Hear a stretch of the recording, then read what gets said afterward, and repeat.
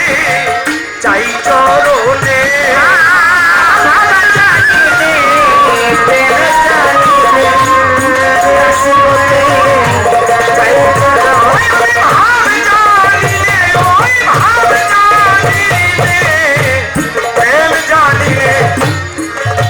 হতে চাই চরণে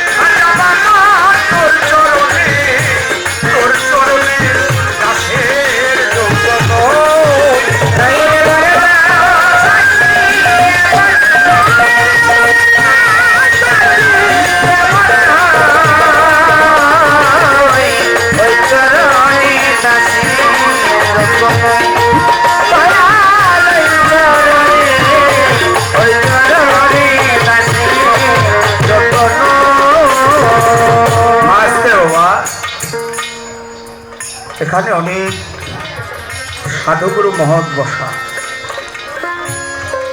আমরা সারা বাংলাদেশ ঘুরে গান করি, যত জায়গায় গান করি স্টেজ করা হয় উপরে। আর আপনাদের এই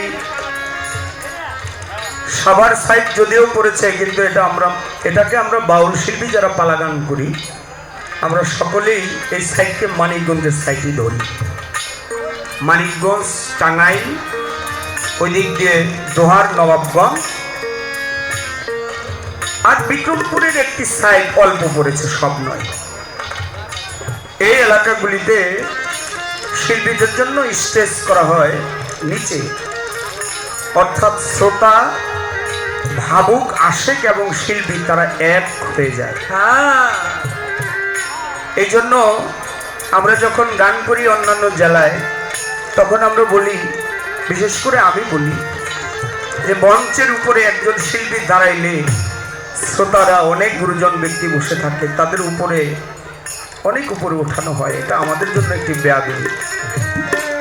আর শিল্পী উপরে থাকলে শ্রোতা যদি নিচে থাকে তাহলে ভাবের সঞ্চার হয় না। শ্রীকৃষ্ণ মহাপ্রভু তিনি যজ্ঞ করবে, নারদমণি ডেকে বলে, প্রভু যজ্ঞের আগে আমার একটি প্রশ্ন আপনার কাছে। বলে বলো। আপনি একটু বলবেন কি? আপনি হলেন কৃষ্ণ, শ্রীকৃষ্ণ। আপনি একটু বলেন তো কৃষ্ণ দর্শনে কি হয়? শ্রীকৃষ্ণ মহাপ্রভু বলে, নারদ রে, তোর তো উঠতে প্রশ্ন, বসতে প্রশ্ন, শুইতে গেলে প্রশ্ন, প্রশ্ন ছাড়া তোর কোনো কাজ নেই। যজ্ঞের আয়োজন করেছি, এই সময় তুই প্রশ্ন করলি। বলে প্রভু, প্রভু বলে তাকে, দয়াল বলে তাকে যার ভিতরে দয়া থাকে। আরে আপনি তো দয়া, আমি কাঙাল। আমি আপনার কাছে একটি আর্জি রেখেছি, আপনি বলবেন না? বলে একটা বললে তুই শুনবি, কিন্তু এর চাইতে যদি তুই দেখতে পাস তাহলে এটা আর একটু বেশি ভালো হয়। হ্যাঁ প্রভু, এটা আর একটু বেশি ভালো হয়। বলে যা, এখন রাত্র হয়ে গেছে, আগামীকালকে ভোরবেলা সকালবেলা তুই ঘুরতে থাকবি, প্রথম যেই জীবটি তোর চোখে পড়বে ওই জীবটির কাছে এই প্রশ্ন করবি, সে তোকে এই জবাব দিয়ে দিবে। নারদ মুনি ঘুরতেছে জঙ্গল দিয়ে, দেখে একটি গাছের ডালে সকাল হয়ে গেছে, পাখিরা ডাকাডাকি করছে। ও একটু তন্দ্রা অবস্থায় ছিল, চোখ খুলে তাকিয়ে দেখে একটি গাছের ডালার মধ্যে কাঠবিড়ালি। কাঠবিড়ালি লাফালাফি করে। কাঠবিড়ালিকে নিচে গিয়ে বলে, ও কাঠবিড়ালি বলো তো কৃষ্ণ দর্শনে কি হয়? কাঠবিড়ালি শুনেই ওই ডালার থেকে মাটির মধ্যে পড়ে, ধুলার মধ্যে পড়ে গড়াগড়ি করে কাঠবিড়ালিটি মরে গেছে। নারদ মুনি বলে, আমি প্রভুর কথায় আসলাম জিজ্ঞেস করতে, কাঠবিড়ালি পড়েই মরে গেল, আমি উত্তর পাবো কোথায়? চলে গেছে প্রভুর কাছে। প্রভু, আপনি বলেছিলেন প্রথম যে জীবটি দেখবি তার কাছে উত্তর পাবি, কিন্তু আমি যেটি জীব দেখেছিলাম কাঠবিড়ালি, তাকে প্রশ্ন করলাম, সে তো মরে গেল। মানে আগামীকালকে আবার চলে যা, গিয়ে আবার প্রথম গাভীর, প্রথম বাছুর গোচনা পৃথিবীতে আসবে, তার কাছে তুই এই প্রশ্ন করলে উত্তর তার কাছে পেয়ে যাবি। জঙ্গল দিয়ে ঘুরে দেখে একটি গাভী কেবল একটি বাছুর প্রসব করেছে, বাচ্চা।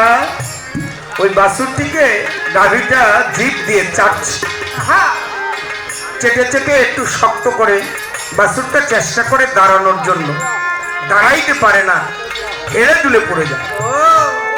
ঠিক এমন সময় নারদ মুনি গিয়ে প্রশ্ন করে, প্রভু ও গোচনা বলো না কৃষ্ণ দর্শনে কি হয়? নারদের মুখের কথা শুনে বাছুরটি ধুলার মধ্যে পড়ে ছটফট করতে করতে মরে গেল। নারদ বলে, এটা কি হলো? আমি যাকে জিজ্ঞেস করি সেই ধুলায় পড়ে মরে যায়। চলে গেছে আবার প্রভুর কাছে, প্রভু তুমি এমন মন্ত্র আমাকে শিখিয়ে দিয়েছো, যাকে বলি সেই মরে যায়। বলে আগামীকালকে আবার চলে যা, প্রথম মায়ের প্রথম সন্তান পৃথিবীতে ভূমিষ্ঠ হবে, ওই বাচ্চার কাছে তুই উত্তর পাবি। মানে বাড়ি বাড়ি ঘুরে সকাল হয়ে গেছে, দেখে একটা ঘর থেকে প্রসব ডাকনা মা চিৎকার করছে। ঘরের পাশে গিয়ে দাঁড়িয়ে রয়েছে, একটু পরে একটি বাচ্চা প্রসব হয়েছে, বাচ্চাটা কান্নাকাটি করছে। নারদ মুনি একটি ছল ধরে বাচ্চার কাছে গিয়ে দাঁড়িয়ে বলে, ও বাচ্চা বলো তো কৃষ্ণ দর্শনে কি হয়? বাচ্চার মুখের বাণী ছুটে বলে, নারদ রে, কৃষ্ণ দর্শনে এরকম একজন মানুষের জন্ম হয়। নারদ বলে, বুঝলাম না। বলে, দেখ আমি ছিলাম কাঠবিড়ালি, তোর সাহায্য নিয়ে আমি কৃষ্ণের দর্শন তোর কাছ থেকেই পেয়ে গেছি। পেয়ে আমি কাঠবিড়ালি থেকে সরাসরি চলে গেছি গাভীর জন্মে। মানবের জন্মের আগে সনাতন ধর্মে বলে মানবের জন্মের আগের জন্ম হলো গাভীর জন্ম। আমার 84 লক্ষ জনের ফেরে পড়তে হয়নি রে নারদ, আমি ওই কাঠবিড়ালি থেকে চলে গেছি গাভীর জন্মে। আবার তুই আমাকে প্রশ্ন করেছিলি, আমি সেখান থেকে আবার কৃষ্ণ দর্শন পেয়ে, গুরু দর্শন পেয়ে আমি সরাসরি মানবের জন্মে চলে।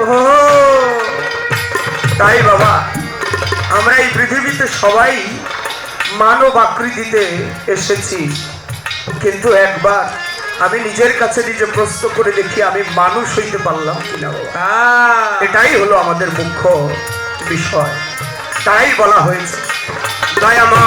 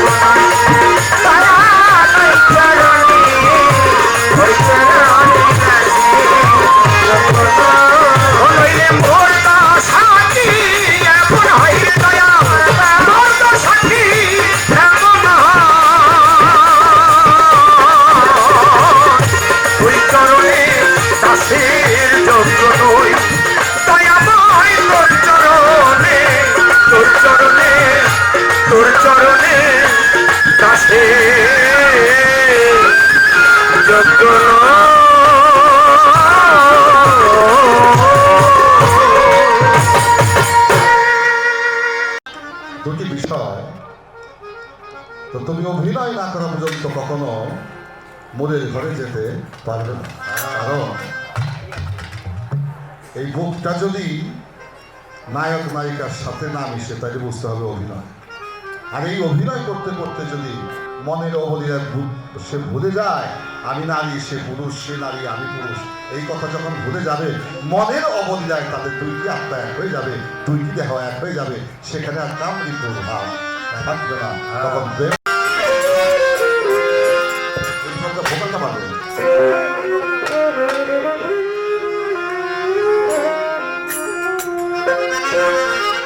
নিজকে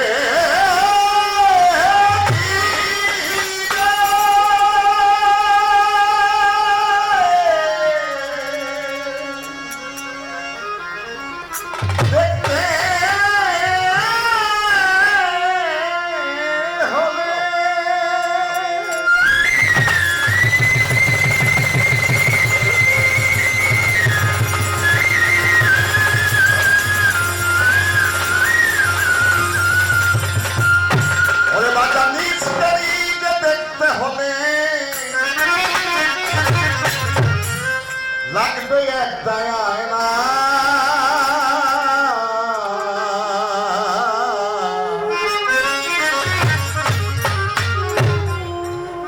আমার দয়াল ছাড়া, আমার খাজা বাবা ছাড়া, জৈনদ্দিন ছাড়া, গুরু ছাড়া, মসজিদ ছাড়া খোদা দেখা পাবে না। বিষয়টা কি দাঁড়ালো? আমি আমাকে দেখতে হলে একটি আয়নার প্রয়োজন আছে। সেই আয়না যদি স্বচ্ছ হয় কখনোই সেই আয়নায় নিজের চেহারা দেখা যাবে না। আর নিজেকে না দেখতে পারলে খোদাকেও দেখা হবে না। সে আয়নার পৃষ্ঠে থাকতে হবে পায়রা। ভক্ত তার ভক্তির গুণে সেই আয়নায় যদি, গুরু নামক আয়নায় যদি পায়রা লাগাতে পারে, সে খোদাকে নিজের মধ্যেই আবিষ্কার করতে পারে। মসজিদগুলো হলো খোদা দেখার দর্পণ। দর্পণ শব্দের অর্থ আয়না, যে আয়নার সামনে দাঁড়ালে খোদার সত্যকে দর্শন করা যায়। কি বলা হলো? আস্তে নিচে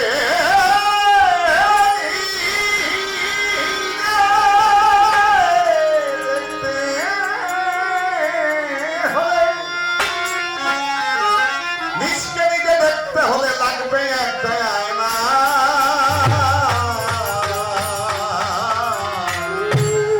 গুরু ছাড়া খোদার দিদার পাবে না, গুরু ছাড়া খোদার দিদার পাবে না। ওরে ইসকে দেখতে হলো, ইসকে দেখতে হলো, লাগবে একটা আয়না।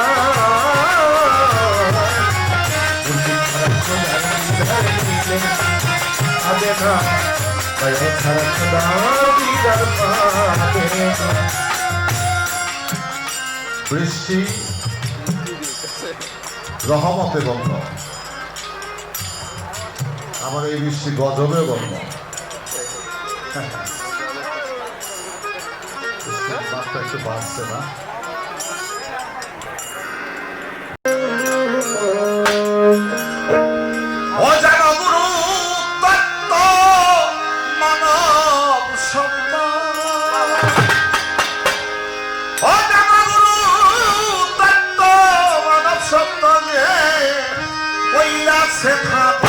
সফলতা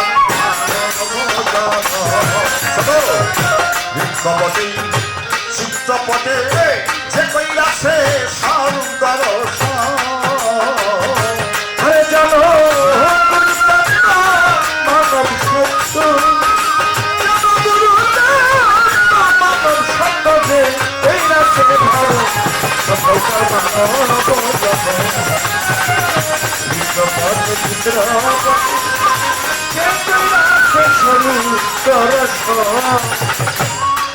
আছে কদমাক্ত পথ, অমাবস্যা রজনী অন্ধকার রাত্রি। আপনার গন্তব্য আপনি যাবেন 22 মাইল। পথটা হলো মেঠো পথ। পথ চলতে যে গর্তের মধ্যে পা পড়ে পাটায় স্ট্রাকচার হয়ে গেছে, ভেঙে গেছে। এখন পা টান দিলে যান বাইরে যায়, চিৎকার করে আল্লাহ আল্লাহ আমারে তুমি বাঁচাও। এক রিস্কাওয়ালা রিস্কা নিয়ে সেই পথ দিয়ে যায়। আল্লাহ আল্লাহ চিৎকার শুনে রিস্কা ব্রেক করেছে, থামিয়েছে। রিস্কা থেকে নেমে চলে গেছে আহত মানুষটির কাছে। ভাই আপনার কি হয়েছে, আপনি আল্লাহ আল্লাহ করে রাখতেছেন? বলে ভাই কদমাক্ত পথ পিছন খায় গর্তে পা পড়ে পাটা মানে ভেঙে গেছে, টান দিলে ব্যথায় বাঁচি না। রিস্কাওয়ালা হাত ধরে হাত দিয়ে পাকে ধরে যখন টান দিছে, কটর কটর শক্ত করে স্ট্রাকচার হয়ে গেছে, ভেঙে গেছে। ভালোবেসে তাকে আদর করে করে করে রিস্কায় উঠেছে, তাকে নিয়ে গেছে হসপিটালে। ডাক্তার দেখে বলে এটা এক্সরে করতে হবে। সেই রুগীকে নিয়ে গেছে রমজম রশ্মি কক্ষে, সেখানে ক্যামেরা দিয়ে ছবি তুলেছে। তার পেপার চলে এসেছে। ডাক্তার মহাশয় সেই পেপার দেখে, এক্সরে পেপার দেখে বলছেন 3 জায়গায় স্ট্রাকচার হয়ে গেছে, 3 জায়গায় ভেঙে গেছে, এটাকে এই মুহূর্তে অপারেশন করতে হবে। সেই রুগীকে নেওয়া হলো operation theatre. Surgeon, civil surgeon এবং সহকারী নার্স ডাক্তার একত্রিত হয়ে তাকে অস্ত্রোপচার করা হলো। বলে যেখানকার হাত সেখানে বসিয়ে প্লাস্টার করে দিলেন। একটা কাগজের মধ্যে 7-8 আইটেমের ঔষধ ইঞ্জেকশন দেখতে। এই কাগজটি নিয়ে গেলেন একটা দোকানে। একজন মানুষ সে কিছু ঔষধ ইঞ্জেকশন ট্যাবলেট বলে নিয়ে দোকান সবাই বসে আছে, কাগজটা তার কাছে দেওয়া হবে। ঔষধ দিলেন, দাম হইল 2200 টাকা। টাকা পরিশোধ করলেন, তাকে বাড়িতে নিয়ে যাওয়া হলো। তাকে তার স্ত্রী হোক, ভাই হোক, মা হোক, বাবা হোক, বন্ধু হোক, সময় মতো তাকে ঔষধ সেবন করাচ্ছে। আপনাদের কাছে আমার প্রশ্ন, যখন এই পা ভেঙেছিল তখন তো সে আল্লাহকে দেখেছিল, কাছে পাইছে কারে? মানুষ। যে আহত তার মধ্যেও প্রভুর সত্তা আছে, না থাকলে সে আল্লাহ বলে ডেকেছে কেন? আর সেই আল্লাহর ধনীতে একজন রিস্কাওয়ালা তার মধ্যেও প্রভুর সত্তাদি পাইত। তাই ওই আল্লাহ নামের ধ্বনি যখন শুনেছে, তারও সেই বান্দার প্রতি ভক্তের প্রতি তার মমত্ব বোধ জেগে গেছে। আরে তাকে নিয়ে গেছে হসপিটালে, চিকিৎসা করেছে ডাক্তার একজন মানুষ, যে ঔষধ বিক্রি করেছে সে একজন মানুষ, তাকে ঔষধ সেবন করেছে সে একজন মানুষ, আর যিনি ঔষধ ভক্ষণ করেছেন তিনিও মানুষ। সবার উপরে মানুষ সত্য, তার উপরে নাই। এই মানব সত্যটাকে বুঝতে হলে একজন পীর মুর্শিদ ওলিয়া উলিয়া তার বিকল্প।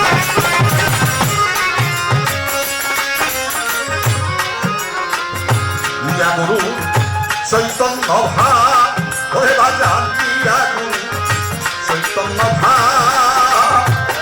ধরম কর গুরুর সভা, পাবে প্রকাশ প্রেমের ভাব, বাধ্য হবে তোমার সব জীবন। ইয়া গুরু চৈতন্য ভাব ধরম কর গুরুর সভা, পাবে প্রকাশ প্রেমের ভাব, বাধ্য হবে তোমার সব জীবন। ওরে বাজান ইয়া দয়ালে চৈতন্য ভা ওরে ইয়া গুরু চৈতন্য ভা ধারণ কর গুরুর সভা, পাবে প্রকাশ প্রেমের ভাব, ভক্ত হবে ঈশ্বরদী।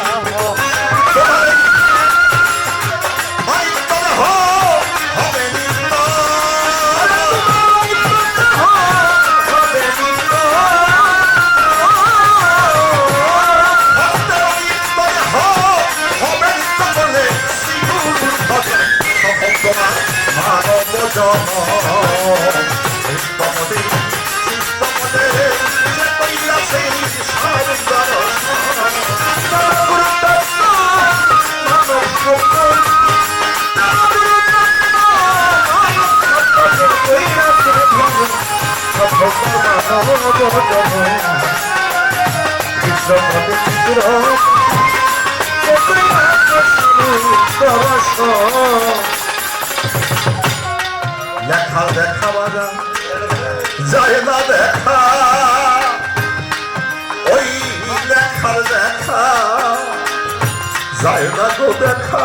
ওরে বাজা অন্তরে যাচ্ছ সে আলখা কেনা একা সবাই করে ওই সাধা। লেখা দেখা যায় না দেখা, ওরে মন লেখা যায় না দেখা, অন্তরে যাচ্ছ আশা, সে আশা কেনা একা লেখার দেখা বাজা। আল্লামা জালালউদ্দিন রুমি বলেছে, ফেলে দাও তোমার ওই কিতাব সকল, যে কিতাবের মধ্যে আল্লাহ আল্লাহ রাসূলকে খুঁজে পাওয়া যায়। তুমি আল্লাহ রাসূলকে দেখতে চাও, পেতে চাও, দেওয়ানের শামসের তাবরেজের মতো একজন প্রিয় মসজিদ ওলিয়া উলিয়ার চরণের পাশে বসে যাও। মাওলানা জালালউদ্দিন রুমি বলেছেন, আমি পড়েছি শতবর্ণের বোঝা কিতাব দেখেছি, তাতে মালিক তোমার ঠিকানা করতে পারি নাই, ততক্ষণ পর্যন্ত করতে পারি নাই যতক্ষণ পর্যন্ত হযরতে দেওয়ানে শামসের তাবরেজের গোলাম না হতে পেরেছি। তাই বাজান লেখার দেখা যায় না দেখা, তোরে বাজান লেখার দেখা যায় না দেখা, এই অন্তরে যাচ্ছ আশা, সে আশা কেনা একা সদাই করে ওই রূপসাধা।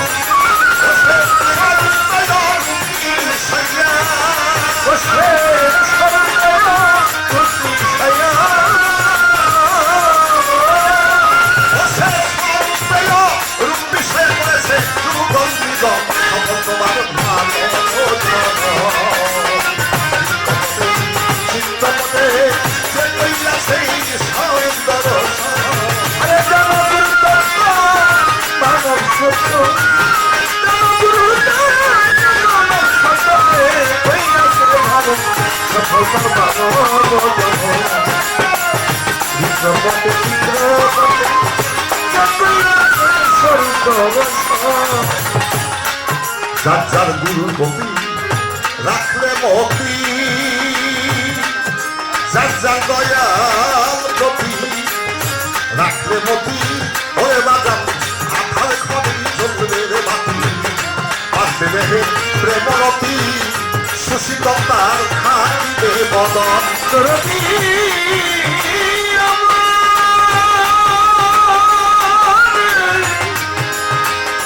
দরদি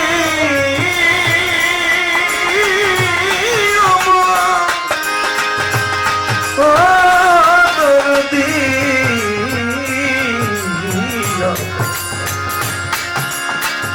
দরদি ও বন্ধুরে গুরুর প্রতি থাকলে মতি ওরে বাজান তোমার মুর্শিদ ভক্তি থাকলে মতি ওরে বাজান আধার ঘরে জ্বলবে গো বাতি থাকবে রে প্রেমরতি সুশীতল থাকিবে বব ওরে দেওয়ান আজ করে দিবে না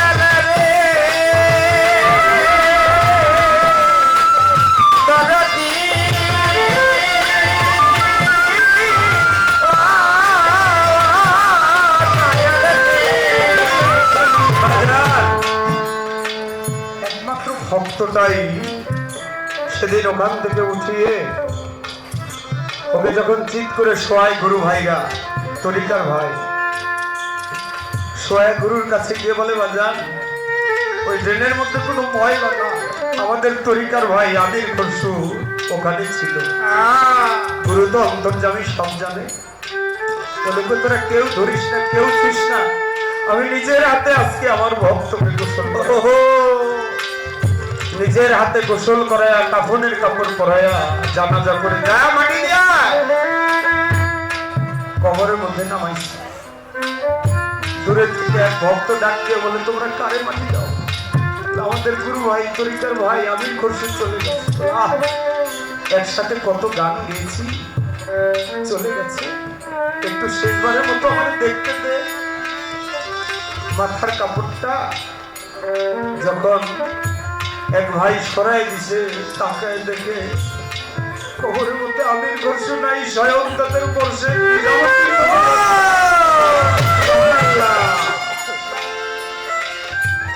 আর ওরা পাগল হয়ে গেছে। ওরা মাটি দিচ্ছি কাকে?